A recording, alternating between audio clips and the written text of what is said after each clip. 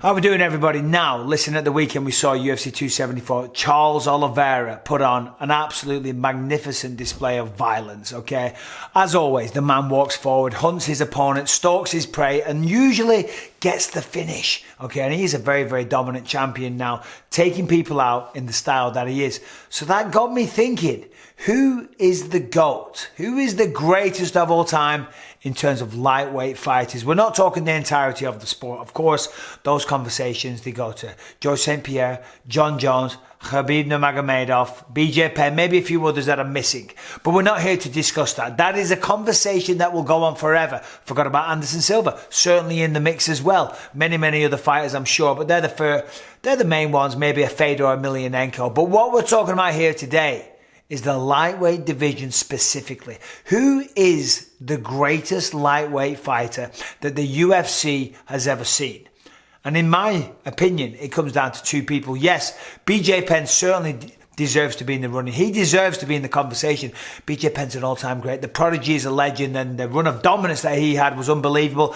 And he was a two-weight division champion, so definitely in the conversation. But if you ask me for my money, it comes down to two people. And you know who I'm talking about. It is Khabib, the Eagle Nurmagomedov, or Charles Du Bronx Oliveira. Now, the only way to really settle this would be if they were to fight one another. And you know what? To be honest, they're only 13 months apart. They're not that much away from each other in terms of age. So that could be something that we would see if Khabib was to come out of retirement, which of course he's not. And I'm not calling for that. I'm not saying Khabib needs to come out of retirement to prove that he's the greatest. That is not what I'm saying at all. I'm saying let's look at their records, let's look at the facts, the data, and make a pick, okay? Because it is a question that is always asked. So let's have a look. All right, first of all, when you look at the records, Khabib, it's gleaming, it's shiny, it's sparkling, it's very envious if you're a fighter. 29-0, he retired undefeated, absolutely phenomenal, with 8 knockouts and 11 submissions, so 19 finishes in general. Now, if you compare that to Charles Oliveira, he had 33 wins with, and this is the big one, this is the conversation starter, 8 losses. Now, in his wins, 9 knockouts, 21 submissions, so a total of 30 stoppages. But of course, Khabib has never been beaten. Okay, so that might trump all arguments. That might be number one. Hold on a minute, it doesn't matter. The man was never beaten. You literally cannot beat him. But when you delve deeper and you analyze the fight styles and the finishes, of course, you know, maybe we come up with a different argument. Now, when you look at Charles Oliveira, 8 losses on his record, and that's not good. And the reality is, 7 of them were via stoppage, you know, and the people that he lost to, yeah, they were great fighters, but there were people that you've got to think that Khabib would have beaten. Paul Felder, Ricardo Lamas, Anthony Pettis, Max Holloway, Frankie Edgar, Cub Swanson, Donald Cerrone, and a no contest to Nick Lentz, and he lost to Jim Miller as well. So yeah, there are people that you would favour Khabib to beat, but you got to remember that was the old Charles Oliveira. Since he came back up to lightweight, he seems reinvented. He seems better, reinvigorated. Something switched in his mind. He's walking people down and he's providing excitement. Now, when you look at Khabib, one of the big arguments for Khabib, another one of the big arguments is that the man never lost a round. Now, some people might argue that Conor McGregor potentially won a round. Maybe even Ali Quinta landed enough jabs in one of the rounds to maybe steal one of them. But I don't know. But the popular narrative is that Khabib, never mind lost a fight, never lost a round, which is phenomenal. That is GOAT status. That is the type of shit we're talking about. And remember, this conversation we're having right here, this is, you know, it's hypothetical, you know, because we never will know. It's like comparing who's the best basketballer, Kobe Bryant or Michael Jordan? Who's the best boxer, Muhammad Ali or Floyd Mayweather? You know what I mean? Who's the most handsome middleweight in the UFC, Luke Rockhold or Michael Bisping? I mean, these are just questions that we'll never have the answer to. You know what I'm saying? 2 eyes, 1 eye, whatever. I'm joking, by the way. But let's take a look at the people that Charles has beaten on this latest streak. Clay Guida, Christos Giagos, Jim Miller, David Tamer, Nick Lentz, Jared Gordon, Kevin Lee. This is where it starts getting interesting. Kevin Lee, Tony Ferguson, Michael Chandler for the belt, Dustin Poirier for a defense, and Justin Gaethje for his latest defense in that sensational fight at the weekend.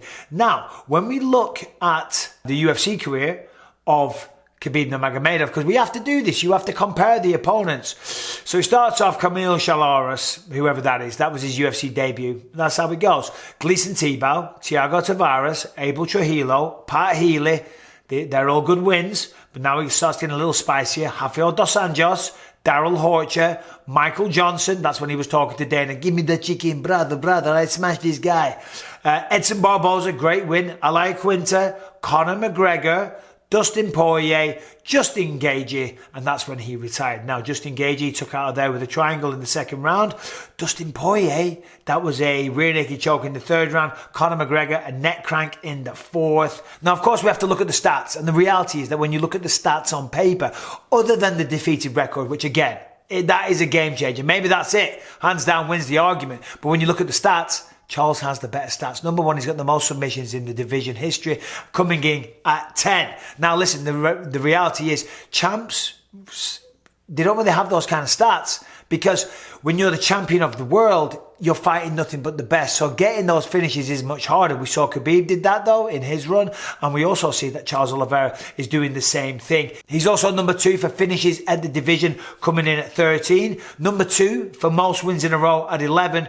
And only Tony Ferguson and Khabib have more, coming in at 12. Charles also comes in the top 10 for the most knockdowns scored. Sadly for Khabib, he's not even in the top 10 when it comes to that one. Certainly, you got to say he takes more risks. When you take more risks, maybe that makes you a more exciting fighter. And I'll say right now, he is the most exciting fighter in the UFC. Khabib added excitement, but I do think Oliveira pips into the post there. And when it comes to competition as champion, both of them have fought the same people, to be honest. You know, we're talking Dustin Poirier and Justin Gaethje. Yeah, they both fought them both, of course. Khabib throwing a Conor McGregor and an Ally Quinter. For Charles, it's you throwing a Michael Chandler. So again, I think he's kind of got him pipped with the stats there. But still, it's a close call. All right, now let's have a look at some of the stats for Khabib because they are impressive. Now, number 3, both overall control percentage, 54.6%, and control time, which is a crazy 90 minutes of control time in the Octagon. No other champion is even close to being in the top 10 for that one. He's also number 2 for the most takedowns he ever scored. Now, you got to think that perhaps he would be number 1, but the problem is with Khabib that when he took you down, he kept you down. As I just said, 90 minutes of control time. If you got taken down of Khabib, you weren't getting back up. If you did, he would then get more takedowns, so he probably would be number 1. The problem was for Khabib, he was so good at bloody holding you down, you stayed there. But the big glaring one is the fact that Khabib Nurmagomedov never lost a fight. Yes, 29-0. That beautiful O that never got to go. The sexy record, the 29-0, the undefeated versus a guy that has 9 losses on his records. It almost seems like a stupid conversation. And then you factor in that Khabib never lost a single round, potentially. Maybe to Conor, maybe to Al. Maybe never lost a single round though. And maybe never lost a fight. And Charles, as we know, lost 9 fights and does lose rounds. Charles is so excited, he walks forward, he walks people down, he goes into the fire, he gets hurt, he gets dropped, he gets knocked down, he gets wobbled, but then he comes back. Is that a negative? It kind of is. It depends who you ask. As a fan, we want to see that. As a coach, we hate that. But does that make you the most excited? Does that make you the GOAT? We don't know. These are hypothetical questions. There's no right or wrong answer. These are merely opinions. So there it is. Right now, I've still got Khabib coming in as the greatest lightweight of all time. Or the gloat, for want of a better one. But please don't start gloating, Khabib. Because it's just not humble, brother. You know what I'm saying? For you, this is number 1 bullshit for you to be a gloater. This is number 1 bullshit. Wherever you are in the world, Khabib, hope you well, my friend. Thank you for everything you brought to the Octagon. The sensational performances and just the class and the humbleness in victory that you were. And Charles Oliveira, keep doing you, man, because my God, I am a fan for life. Ladies and gentlemen, that's all I got time for today. Do me a favor, subscribe, ring the bell, and I'll be back tomorrow.